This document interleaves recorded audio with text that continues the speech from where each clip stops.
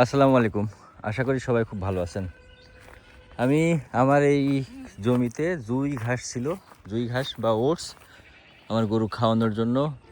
তো সেই ওটসের ভিতরে আমি সাথী ফসল হিসাবে সূর্যমুখী লাগাই দিয়েছিলাম।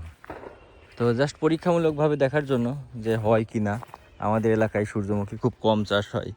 তো এই যে আমি সূর্যমুখী লাগাই দিয়েছিলাম, এই দিকটায় সূর্যমুখী খুব বেশি ভালো হয়নি, কিন্তু ওই দিকটায় যেখানে একটু ফাঁকা জায়গা পাইছে, প্রপার পানি পাইছে, সে জায়গায় খুব সুন্দর হয়েছে। তো আমার এই গাছগুলাই যে সবগুলাতেই মোটামুটি কলি চলে আসছে। এই যে কিছু কিছু ফুলও চলে আসছে, খুব সুন্দর। মাশাআল্লাহ, আল্লাহর সৃষ্টি। সবাই সুবহানাল্লাহ বলবেন। কি সুন্দর দেখেন, আলহামদুলিল্লাহ। তো এই জমিতে সবই এখন ফুল আসা শুরু হয়েছে, এই যে এইগুলা আসতেছে। তো সাথী ফসল হিসাবে এটা খারাপ না। আমার জুই ঘাস 2বার কেটে খাওয়াইছি, আর এই সূর্যমুখী এইভাবে লাগানো ছিল।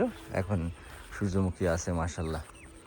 দেখা যাক এই সূর্যমুখীগুলো রাখবো, এগুলাই কি হয়। সূর্যমুখীর তেল যেহেতু খুবই উপকারী শরীরের জন্য, তো আমার সরিষার তেল এবং সূর্যমুখীর তেল যদি আমার নিজেরই হয়ে যায়, তাহলে সারা বছরে তেল কেনার জন্য আমার আর কোনো চিন্তা করা লাগবে না।